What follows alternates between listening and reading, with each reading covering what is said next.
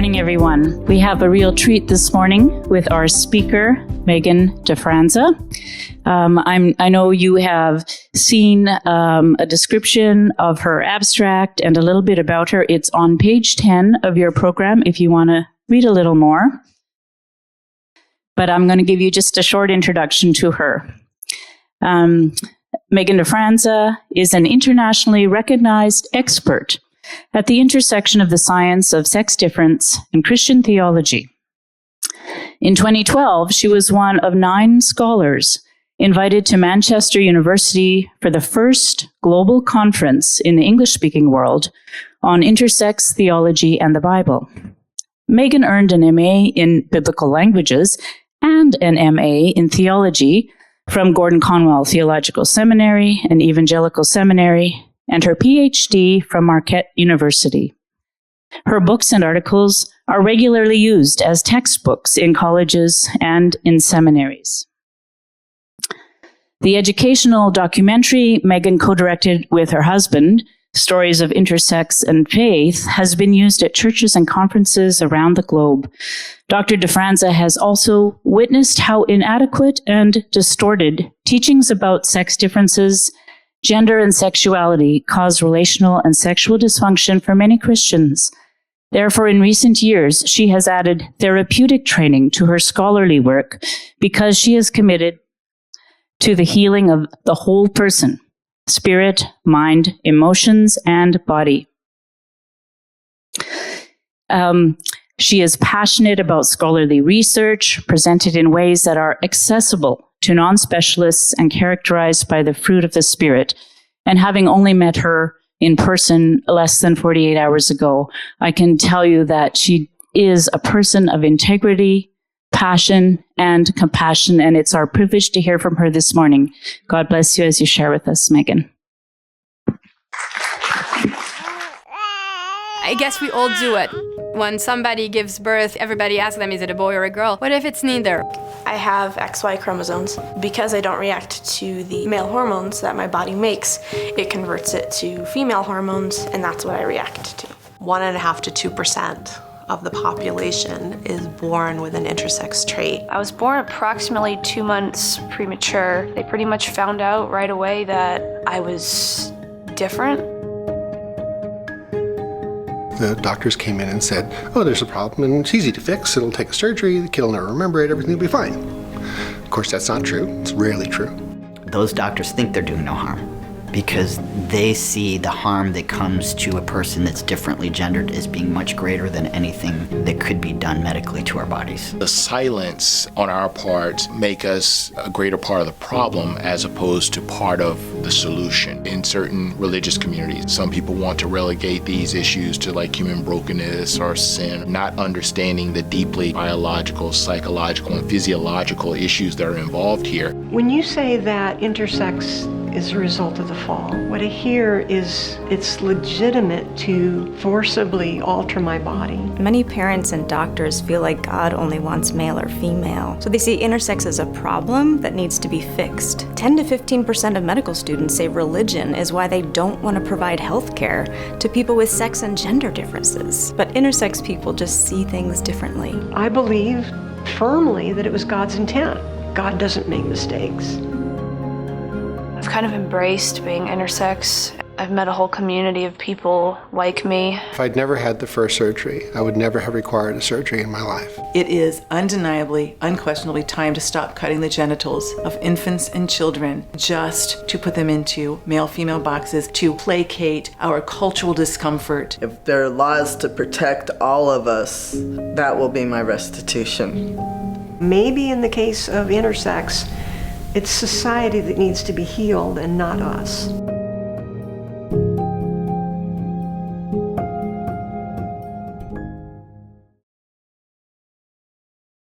Good morning.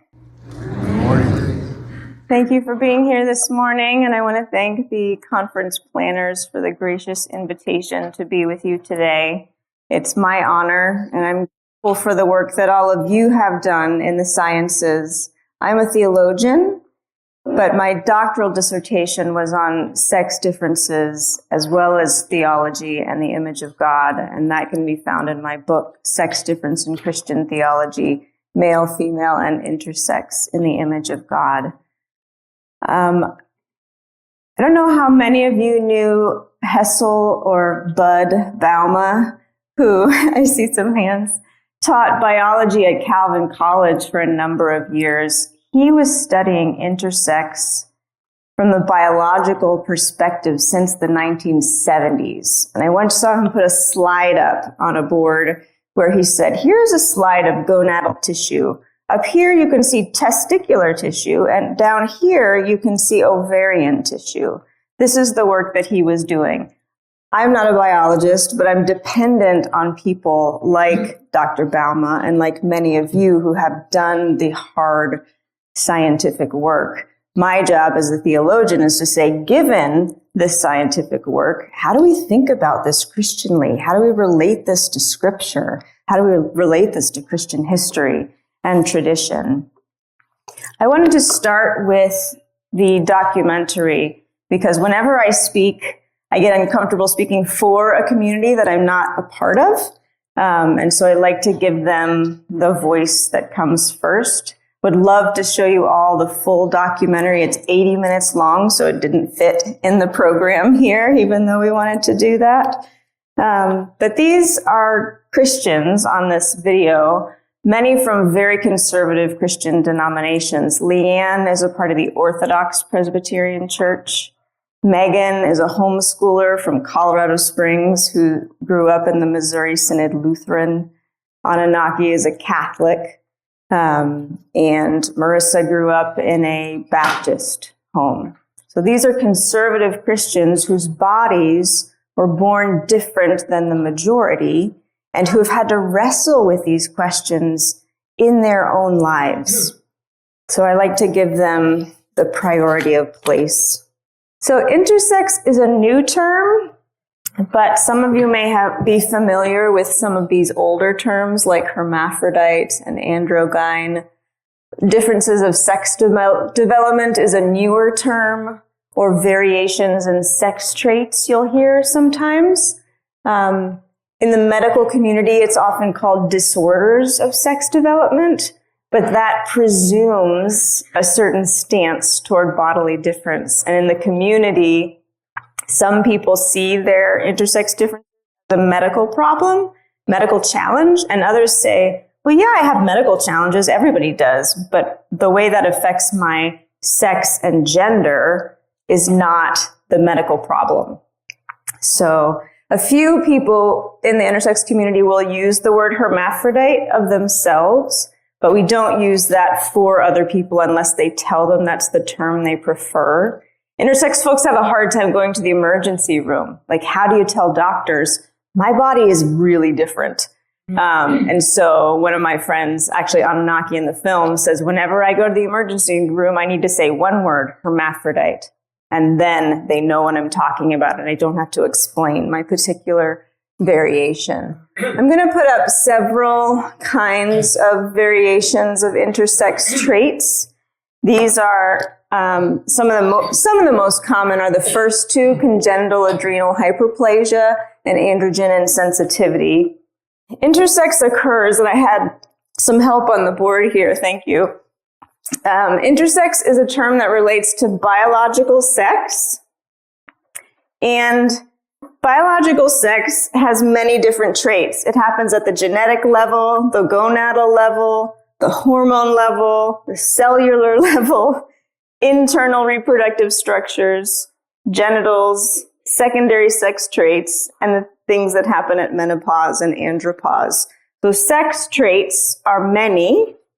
It's not just the XY and XX. We have XXYY. We have, Leanne has cells that are XY in some of the cells and a single X in other parts of her cells. So we have mosaic genetic traits.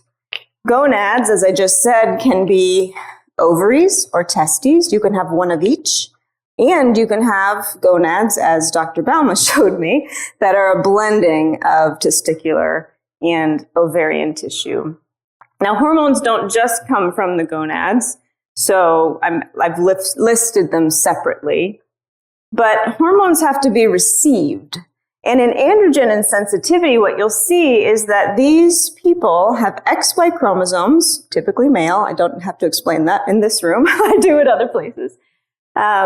Testes that secrete the typical amount of male hormones, but the cells can't absorb that testosterone, can't use it. So as you heard Megan say in the film, she said, so my body converts male hormones into female hormones, and that's what I react to.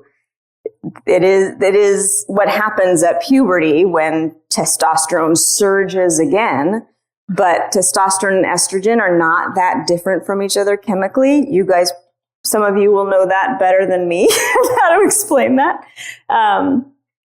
So it's a conversion so that at puberty, these people with XY chromosomes and testes naturally develop breasts, their skeleton changes, hips widen. They can't menstruate because they don't have a uterus. Some have a vagina, but it's usually very short. It's called a blind vagina because it doesn't go anywhere. Congenital adrenal hyperplasia is kind of the opposite. You have XX chromosomes and ovaries, but you have higher than typical levels of testosterone circulating in the system. This is the most common cause of ambiguous genitalia, CAH, as we call it. And a person's body, their genitals can look anywhere from classically female to classically male, in a lot of ranges in between, depending on how high those testosterone levels are. In Ananaki's case, he was given hormone suppression throughout his growing up life, and it made him very sick, landed him in a wheelchair, and just his life was really, really difficult until he finally, in his late 40s, stopped all of the medications that were suppressing his natural hormone levels, and he became so much healthier out of the wheelchair. Lots of changes there. 5-alpha reductase deficiency syndrome is more rare. In this case, the individual cannot process the stronger form of testosterone early, so when they're born, they have female-looking genitals, but at puberty, that testosterone surges again, and testes descend into the labia, the clitoris enlarges to look more like a phallus, and there are certain cultures where this is more common. The Dominican Republic and Papua New Guinea are two places where this has been very common, part of the culture. They have language for it. They have rituals for transitioning these individuals from the female roles to the male roles. In the Dominican, it's called guivadoches, which means eggs at 12. At 12 or around puberty, those testes descend into the labia.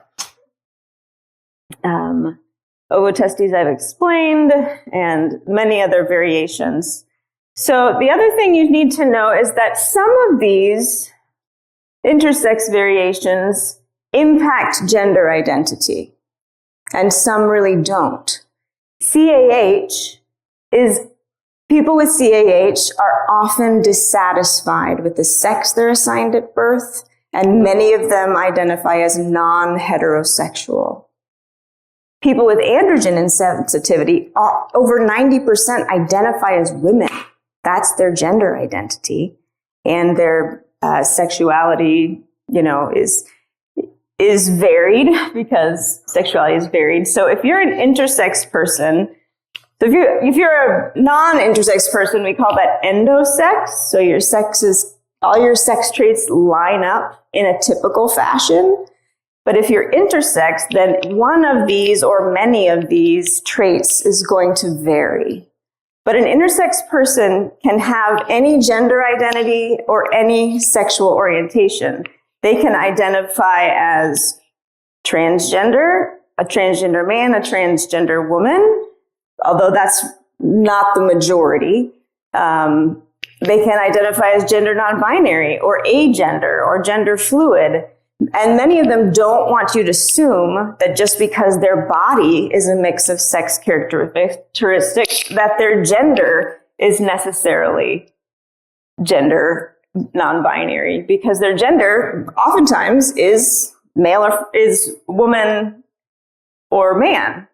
And their sexuality, which I don't think we got it up here, can be anywhere along the straight, gay, lesbian, bi, asexual, and all of the other ones that are there. So I wanted to just give you some of this to work with. I've removed some of the pathologizing language that's here. You'll sometimes see androgen sensitivity syndrome because, as I said, many intersex people don't see these as problems to be fixed. And the fixing, as you read in the program, has caused physical, psychological, and spiritual trauma in our attempts to medically perform plastic surgery to make healthy genitals appear more typical. So in trying to make healthy genitals appear more typical, you're cutting into very sensitive genital tissue. You're creating scar tissue that doesn't stretch, and you're affecting sensation. So you're causing sexual dysfunction, lifelong pain, and many other problems. Now, intersex people have been used in the culture wars as pawns. So sometimes those in the LGBTQ plus community will say, see, sex is diverse, sex is a spectrum, therefore sexuality, accept us all, without paying attention to the particular concerns of intersex people, primarily the ending of non-consensual, non-medically necessary surgeries and hormonal suppression and treatment to try to make their bodies move away from the natural androgyny that they might be. And some of the, especially in the United States, we're more familiar, some of the laws that are against trans people will actually carve out exceptions for intersex children and say, okay, we don't want you to touch trans kids, don't alter their bodies, let them be as God made them. But intersex kids, yeah, go ahead, you can keep cutting their genitals, you can keep messing with their hormones. So there's this big inconsistency about how we care for people. So the folks who are saying, let people live in the body God gave you, are still saying it's okay to alter intersex kids. So there's an inconsistency there. And the other thing that we'll talk about a little later is the question of brain sex. So right now, the difference between a transgender person and an intersex person who transitions from the sex they're assigned at birth to something else is that an intersex person can point to one of these traits identifiable by physicians, and that is the dividing line currently for us to understand the difference between intersex people who also identify as trans and transgender people. Now, it's very difficult to get the kind of testing to verify these things. There are many trans folk who would be like, I would love to get all of my, cells tested. I would love to get my hormones tested, but I can't afford it. But there's also this question of brain sex. Now, we know that at scale, we can analyze brain patterns of males and females, and we see differences between them. You can't look at an individual scan and tell whether that person is male or female. It doesn't work like that. There's too much diversity. But we're also doing scans of trans people, and what we find is that the male pattern and the female pattern in brain scans looks like this for trans people. And for trans folk, their brain scan looks closer to the gender identity that they have, not the biological sex with all of these traits. So this is a growing field. It's not currently used to differentiate intersex from trans, but I think the science is certainly pointing in this direction, and I think we'll know more as neuroscience helps us with that. So, how do we think about this as Christians? That's really what I'm here to talk with you about. But I realized that I needed to do a little more science for those of you who don't work in biology.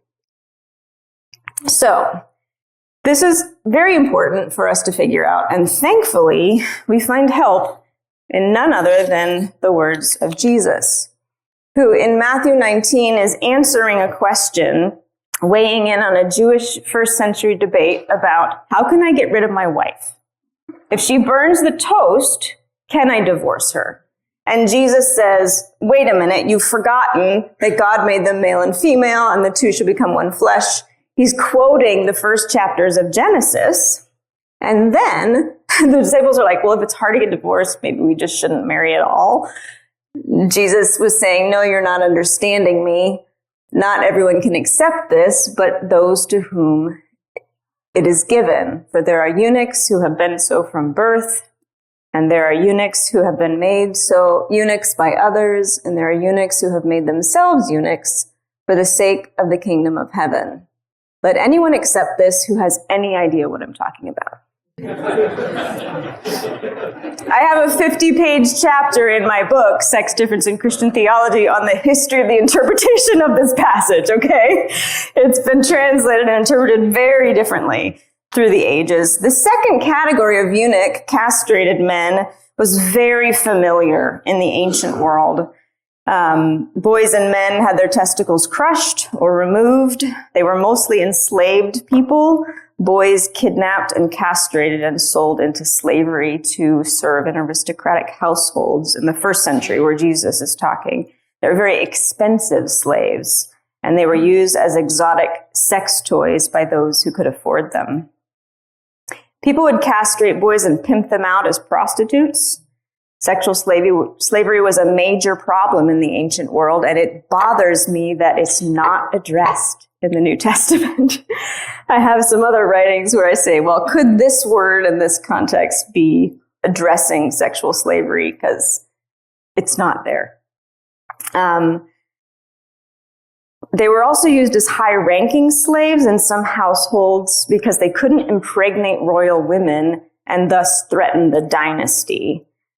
Historian Catherine Ringrose called them perfect servants, and it's very likely that Daniel and his 3 friends in Persia, there were over 3,000 eunuchs serving the king, and Daniel and the boys were chosen because they were beautiful and wise, and they became advisors. It's very likely that they were castrated eunuchs.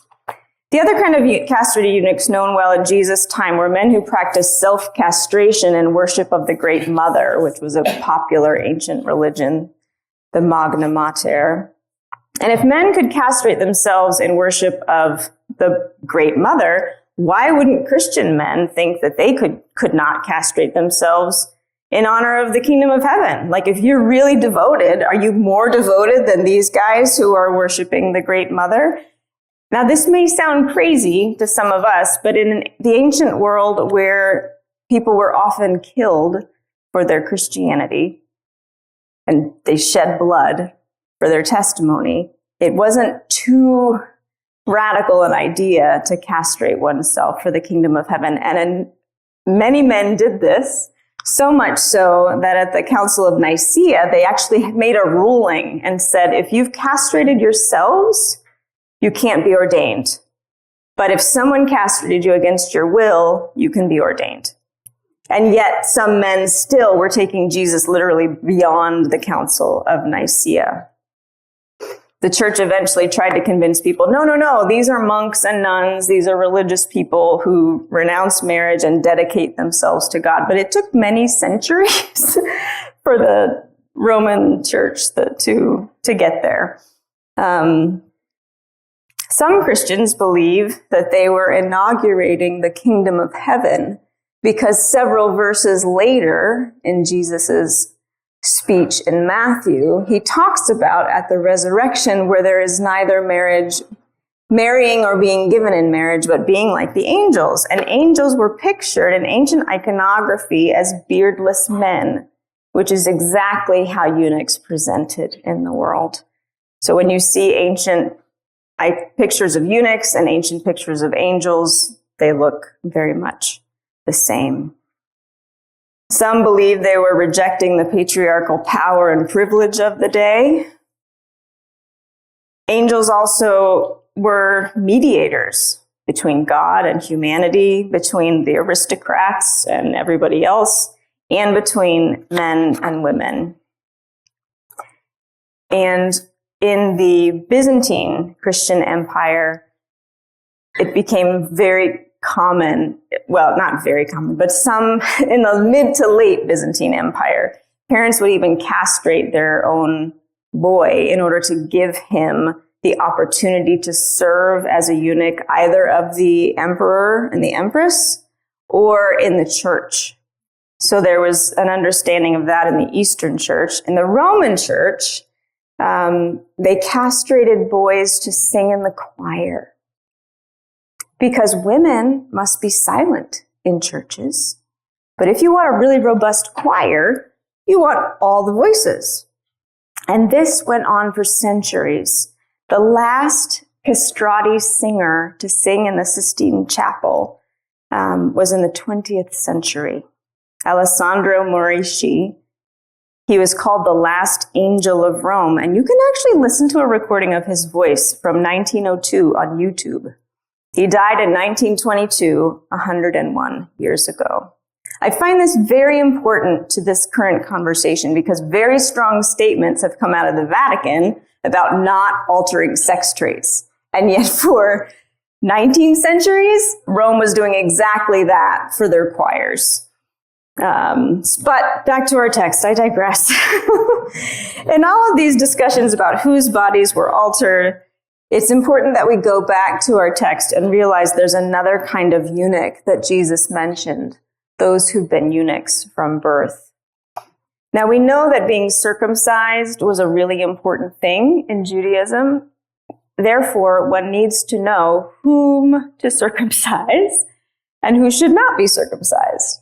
And so when there was a question with a child, rabbis would be called in to make a determination. And over time, they developed extra sex categories so that they could talk about the religious obligations of this child or that child as they grew.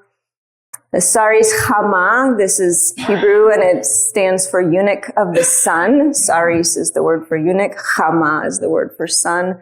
From the moment the sun shone upon the child, they knew this one was different. Ilonit. So the saris chama are on the masculine side of center. The ilonit are on the feminine side of center. Androgynous is they're right in the middle. We can't make a determination one way or another. And tumtum, the sex is unclear, but we'll probably figure it out in time. And saris adam, I include that. So a eunuch made by a human. These were the castrated men. So they added these categories so that they could speak about everyone in their community and think about what religious obligations these folks were required. Now, Jesus uses the first term and the last term in Matthew 19:12. We find evidence of this language in hundreds of occurrences in Mishnah and Talmud. These were not uncommon. There's a rabbi in our documentary who explains a lot of this. Androgynous was also a term that was used in Christian literature, and no less than Augustine. Now, I never saw this in my seminary required reading, but it's there. As for androgynes, also called hermaphrodites, they're certainly very rare, but it's difficult to find periods when there are no examples of human beings possessing the characteristics of both sexes in such a way that it is a matter of doubt how they should be classified. However, the prevalent usage calls them masculine, assigning them to the better sex. Augustine, you can love him and hate him in the same passage. He tells us that intersex folks were known in the ancient world. He also shows the hierarchy of being. In the ancient world, human perfection was masculine perfection. Eunuchs and effeminate men were under that.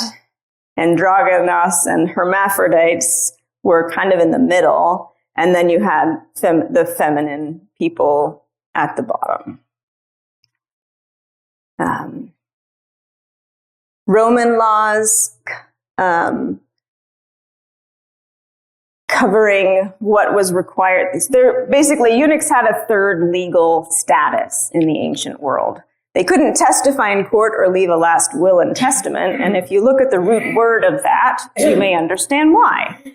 Have you ever read the passages in the Old Testament where someone places a hand under their thigh in order to make a vow? They put their hand on their genitals and made a promise. So eunuchs and women did not have the physical anatomy to be able to make a last will and testament or to testify in court. You know, the ancient world was very different than ours. Despite the fact that the rabbis eventually added extra categories and made special provisions for naturally born eunuchs, it wasn't easy to be a eunuch in the ancient world, especially in Israel, where castrated eunuchs were not even allowed to go to worship. In Deuteronomy, castrated eunuchs are not allowed to worship in the assembly. Now, the crazy thing is, Jesus knows about this law in Deuteronomy. Why on earth would he tell his disciples to consider making themselves like a eunuch, like those who aren't permitted to worship? What on earth was he talking about? Eunuchs were the epitome of outsiders.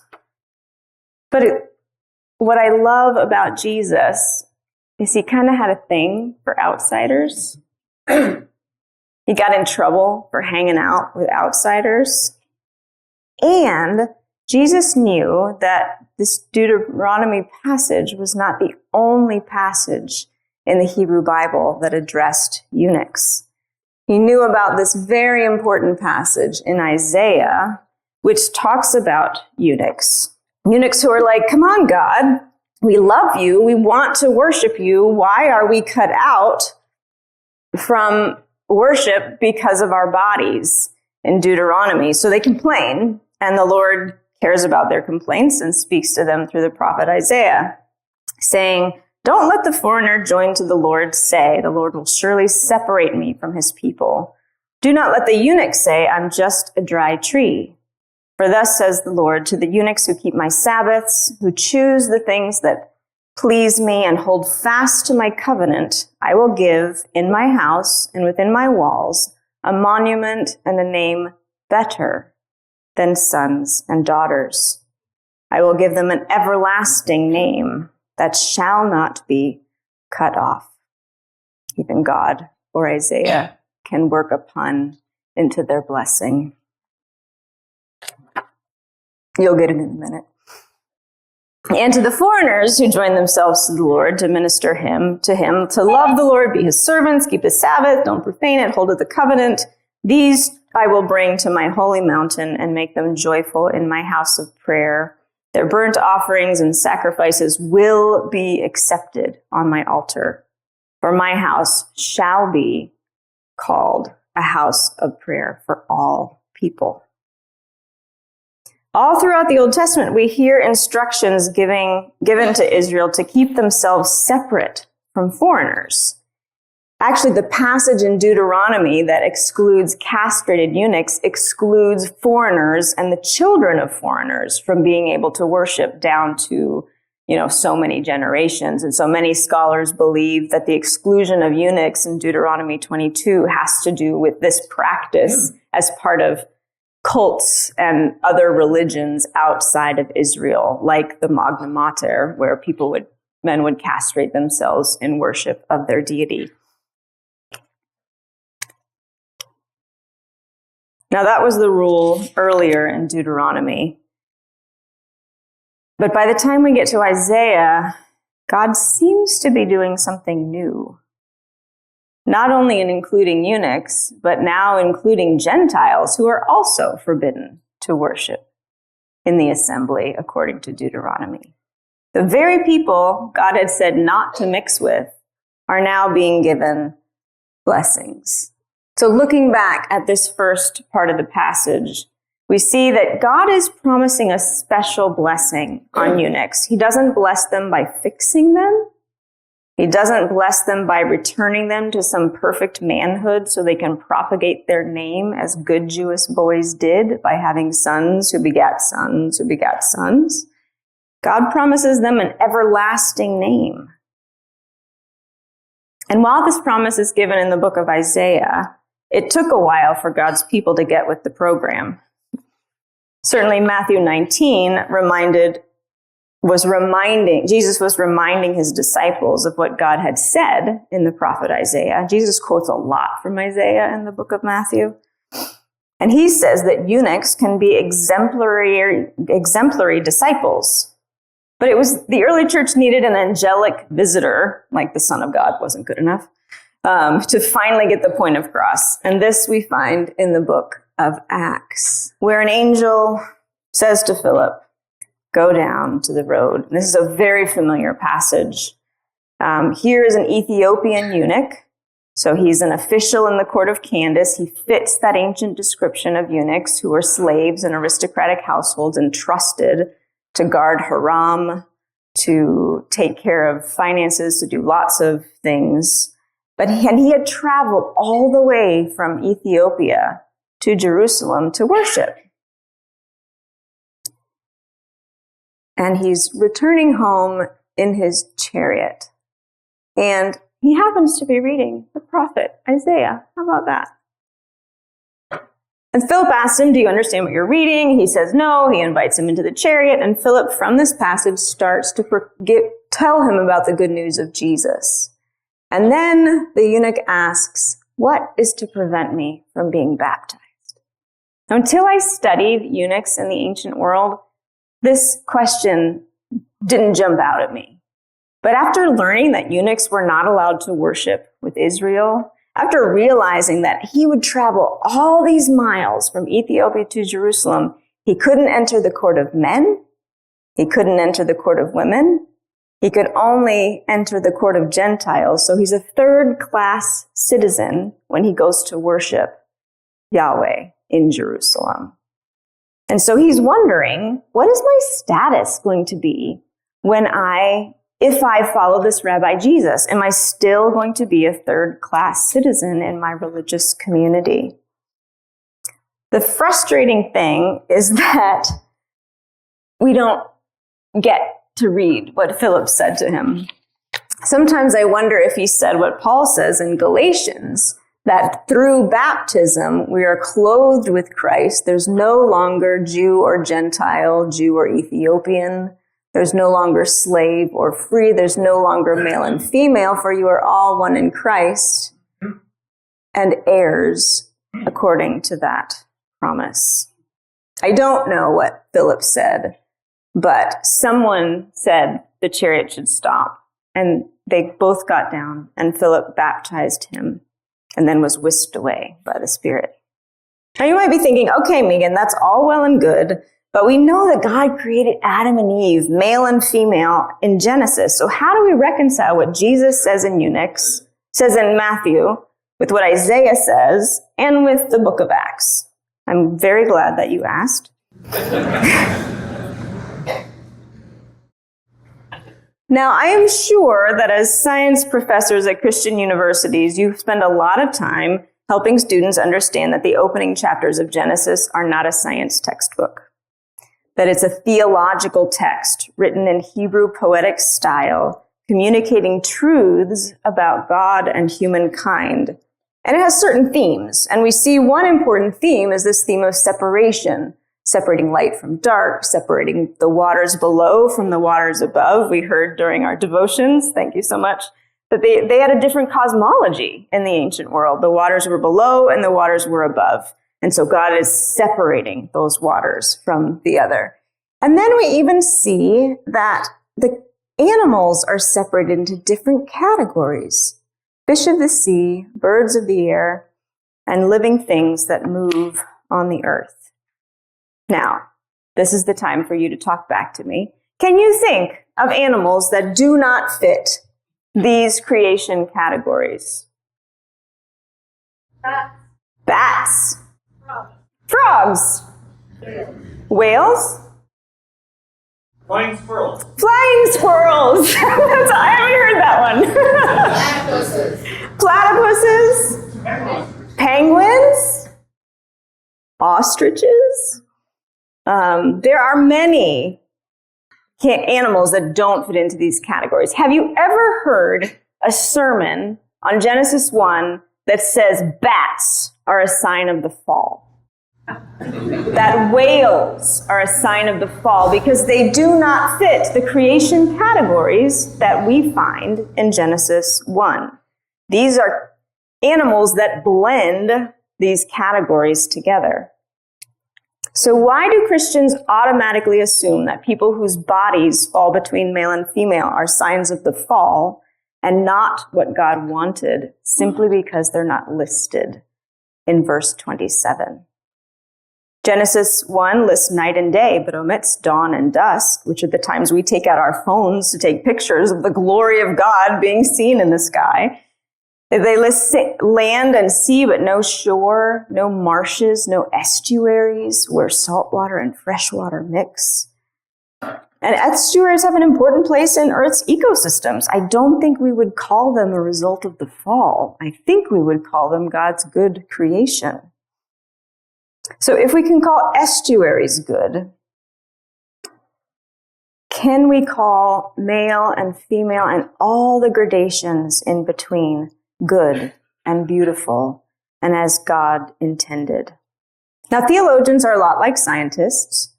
We look at as much evidence as we can find, and we work to make sense of it.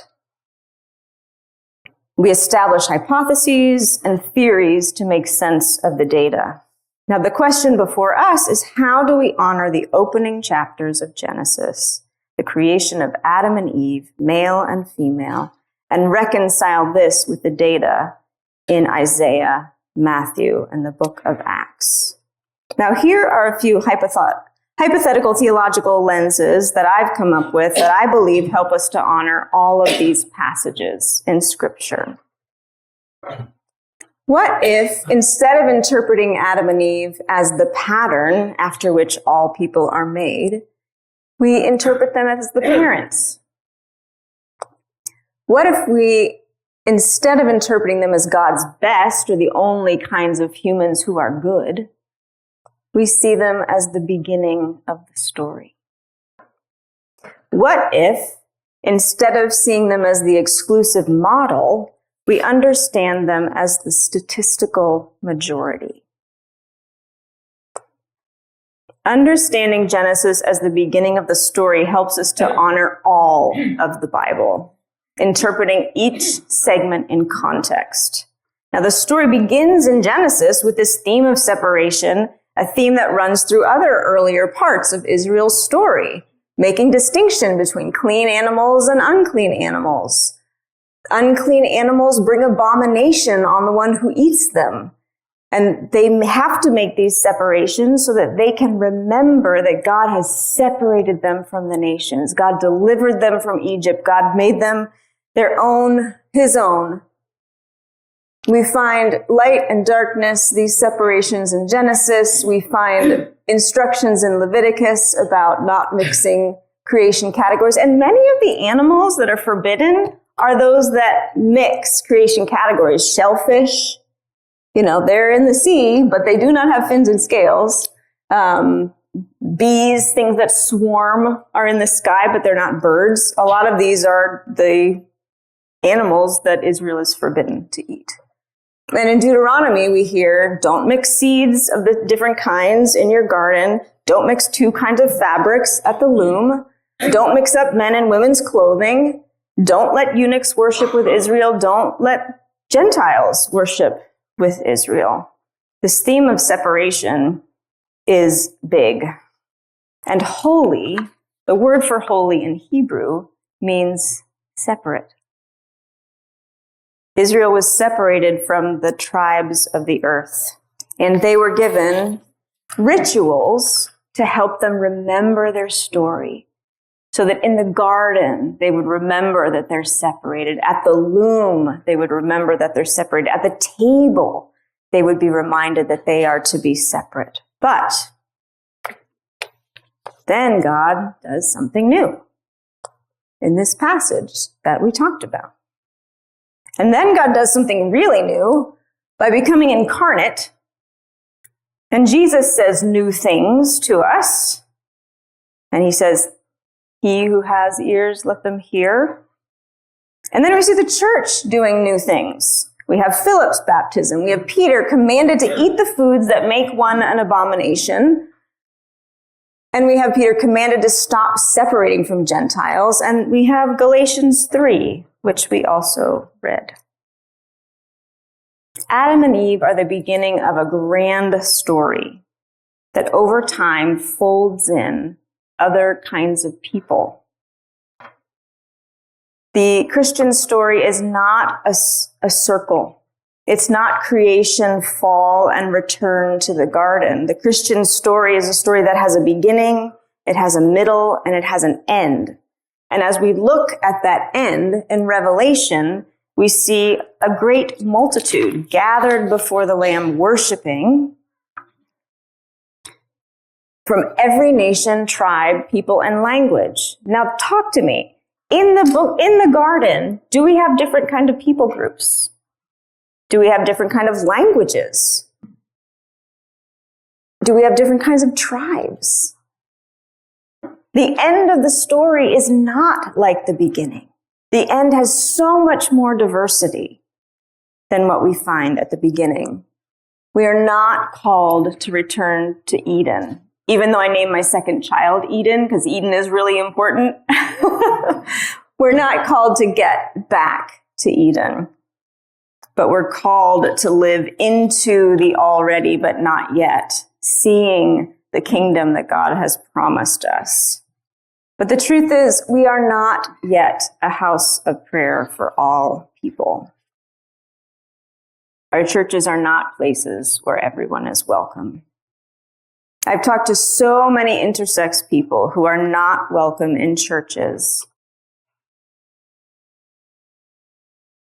Some Christians say they'll make a distinction, they'll make an exception for intersex people, but not trans people who can't prove that they have all of these sex traits. But no one should be asked by their pastor to submit medical records in order to be able to worship at church.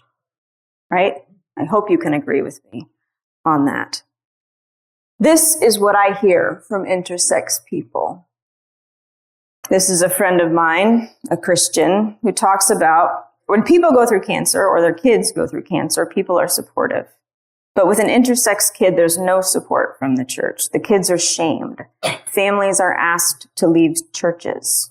Christians treat us like lepers. The intersex community needs fellowship. It is the church's responsibility to care for us. I'm still a born-again believer, but I struggle. I know God loves me, but it's the church. In other words, we still have a lot of work to do. Thank you. Thank you so much, Megan. We have a few minutes for questions. I just want to remind us that we always work in a spirit of respect and respectful dialogue. This is so enlightening what you've shared with us. Thank you so much. And I just want to add one comment, and that is it may be tempting to tell things because we each have a different perspective. Let's focus this morning on asking Megan specifically about what she's shared with us so that we can keep our questions relatively short and get through quite a few. You're arguing that these intersex traits should not be surgically modified at birth. There are other minority traits like cleft palate, affects about 1 in 1,000, that I think we would all agree should be modified at birth. So can you give a sort of a framework for how to decide what should and should not be modified? Yeah, that's a great question, really legitimate. I think what it is that when those kids who have cleft palate grow up, they're not complaining or advocating against those surgeries. What we hear from the intersex community after 30, 40, 50 years of early surgeries is that trauma, physical problems are created by these surgeries. In the trailer for the movie, you heard Tiger DeVore say that if I'd never had that first surgery, I would never have had a surgery in my life. He's had 26 surgeries in the course of his life to correct the rerouting of his urethra through his penis. He has to catheterize himself all the time. He's had so much trauma from that particular surgery. So it's listening to the community. So if people who had cleft palate were like, why did you do this to me as a child? I want to make this choice myself. We would hopefully listen. That is what the intersex community is saying, is I want the choice. I want to be old enough to make a choice about my body. If you take intersex genitals and you choose through doctors' guesses, probability of whether they will identify as a boy or a girl, you remove tissue that can't be put back. And so if you say, okay, there's an 80% chance with this particular kind of intersex trait that they're going to identify as a girl, and then they identify as a boy, you've removed the very tissue that is their body. When they're old enough, they might want those genitals to be reconstructed to look more typical. They might not. They might say the wrists are too big and I want to be healthy and I want to have all of the sensation in my genitals that everybody else gets. Great question. Thank you for drawing our attention to the injustices that have been done. A couple of things. First of all, I'm wondering if the male and female in Genesis could be interpreted as social categories as opposed to biological categories. And secondly, I wonder if you've engaged with the disability literature at all.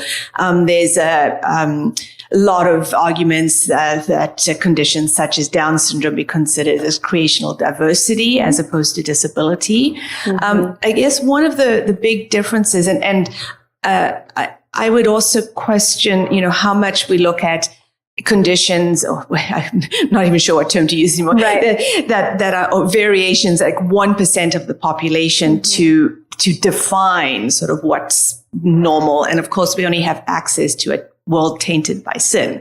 But I guess a big difference is we don't have a whole sub-community advocating for a surgery to make somebody appear and act like someone with Down syndrome, what is happening with that transgender issues. Can you repeat that last question again? So one of the differences with intersex is, like you said, people are using it to normalize or justify transgender surgeries, hormone therapies. Mm-hmm. But we don't have people who are advocating or wanting surgery and other medical treatments to make them like someone with Down syndrome. And I mean, that might be a bit of an extreme comparison, but just the principle. Yeah. So I'll address that, because what we do hear from the trans community is a similar message to what we hear from intersex folks, is that I want the choice. I want the ability to make choices about my body that makes sense for me. Intersex folks sometimes will choose to say, the sex you assigned me at birth doesn't fit my gender identity. Anunnaki in the film says that. And so he transitions later in life, and now he's an outcast like all the trans folk. There are many, as I said, we have more sex traits that we don't know as much about, but we do have some of these that are pointing toward trans folk having brains that are sexed differently than an endosex male or an endosex female. And so recognizing that this bodily diversity is connected to choice and connected to one's understanding of oneself is part of what we're dealing with. Disability literature has been very helpful for helping us communicate about this. As I said, some intersex people do like the DSD language. And they do see their intersex variations as a medical problem. Others say, fix my medical problem. If you have CAH, there's a salt imbalance and you have to take cortisol. You have to manage that. And so my friends with CAH are like, yeah, help me manage my salt imbalance and my cortisol, but you don't need to alter my genitals. Like, address a medical problem with medical situation, address a social challenge with social solutions. So trying to differentiate those. Does that answer your question? Thank you so much. Really appreciate what you've shared with us today. And just two quickly things. Where can we get the references for your scientific stuff? Because I really am interested in looking at that more. I see the you and fact sheet, but I don't see some of your other references that I would just like to read. Well, I have tons of footnotes in Sex Difference in Christian Theology, and the first chapter in that is all about. Okay. It's a little dated because I started it in 2007 when I was writing my dissertation. It finally came out in 2015, and there's a lot more that's been done, but it will give you, quite a bit. And there's a lot out there. Excellent. No, I know there's a lot. That's why it was interesting to get that from. Also, you're saying they should decide. And we know that the brain development sometimes goes to like 25 years. So just your opinion, when do you think somebody's capable of deciding? Well, it's the prefrontal cortex that's not developed until 28. But there are other parts of our brain that are quite developed. And this is where talking to people, there are children who know around age 3, kids start to get a sense that they're a boy or a girl.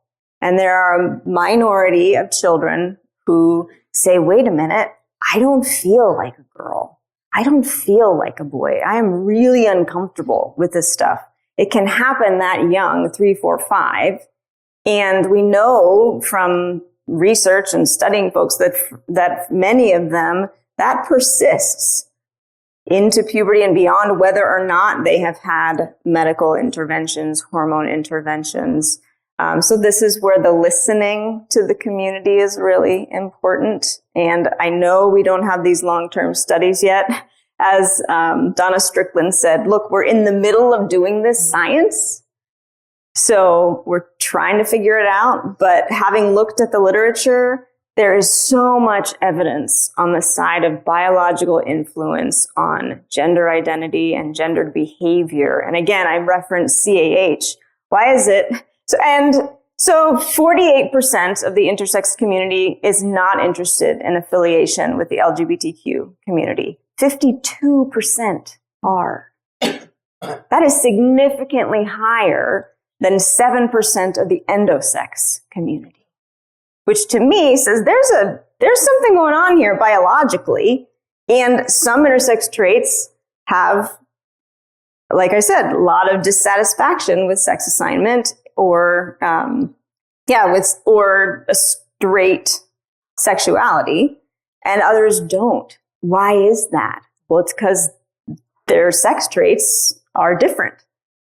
So that's intersex people are the only ethical way that we can test some of our theories. Like, we can castrate rats in the lab and change their sexual behavior, change their gendered behavior, change their parenting behavior. It's unethical to do that to humans. So I hope we all agree on that. Can I get an amen? So intersex traits are our best way. Unfortunately, it means that they're highly studied, which is not comfortable, like, as a person. But this is where we can learn about a lot of this stuff. Megan, thank you so much for your talk, but in particular mentioning Bud Bauma. And for those in the audience who don't know, Hessler Bud was the head of our bioethics commission for a number of years here in the ASA. So this is not a fresh, brand new conversation for us in this community, and his memory is rich and his contributions. So thank you. I want to ask you, in that light, if you see any connections between this conversation and what's happening and things I know Bud worked on, and that's the beginning of life, the whole right to life movement, the abortion and euthanasia conversations going on. Because it seems to me that there's there are questions there about making decisions for Yes, people. there are. And if losing your gonads, losing your sex tissues is one thing, losing your life is something else. I wonder if you see things here that might relate to that. What I see is a lot of hypocrisy among Christians who are aborting children who are identified in utero as intersex, particularly with CAH. My work with the intersex community, I was like, you have got to learn to talk to Christians, because if everybody else is aborting these babies, the only intersex kids we're going to have in the world are going to be raised in pro-life households. So we better educate the community on biological sex diversity.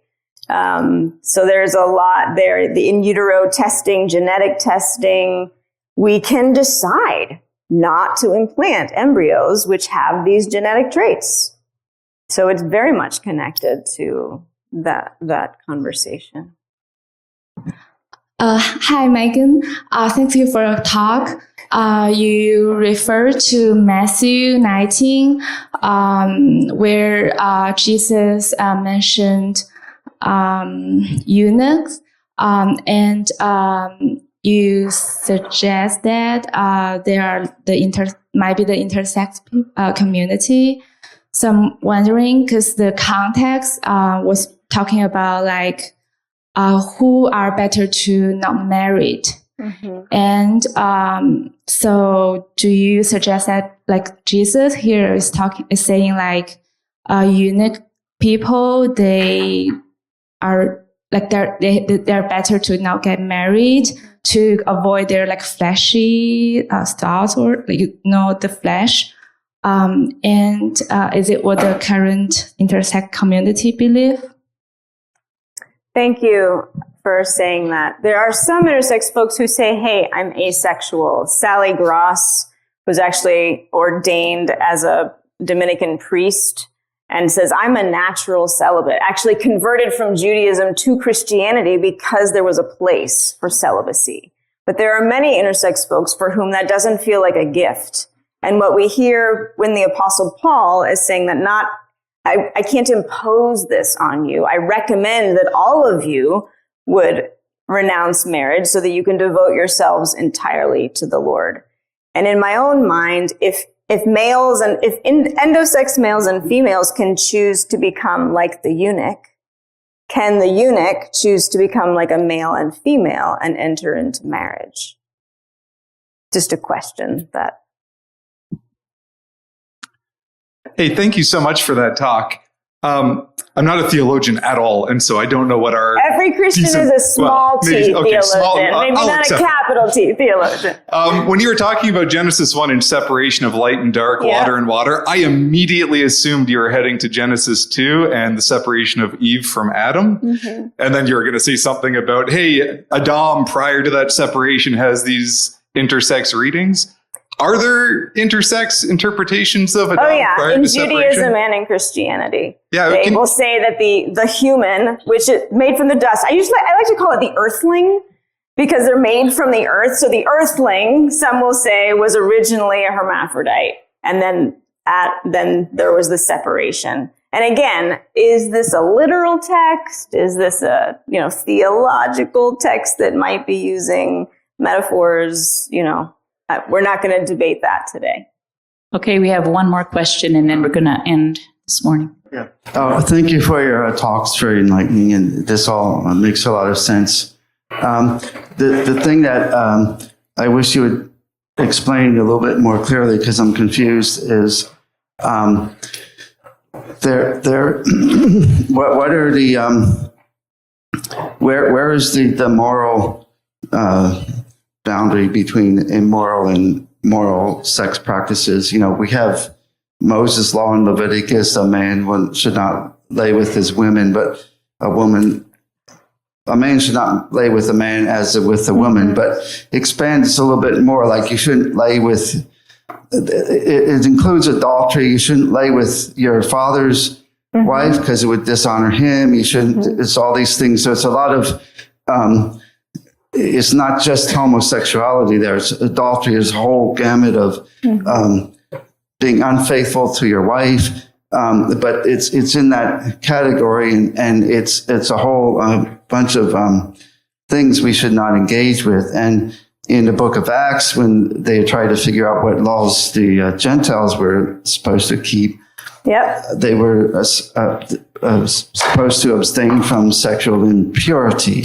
Yes, and porneia. Places in the New Testament where in Greco-Roman Empire, homosexuality was very rampant, but so was adultery. The short answer to your question is read this book, and you'll get my answer, because there's no way I can answer that here. There are too many texts. Those are important texts, and we need to look at them. It's not a slam dunk from sexual diversity or biological sex diversity to then sexual anything goes. That's our responsibility as Christians to ask those ethical questions. Yeah, so I will read that book because I'm a little bit confused, but I want to make clear that this is not really only a problem with homosexuals, it's also heterosexuals. It's for everybody. Yeah.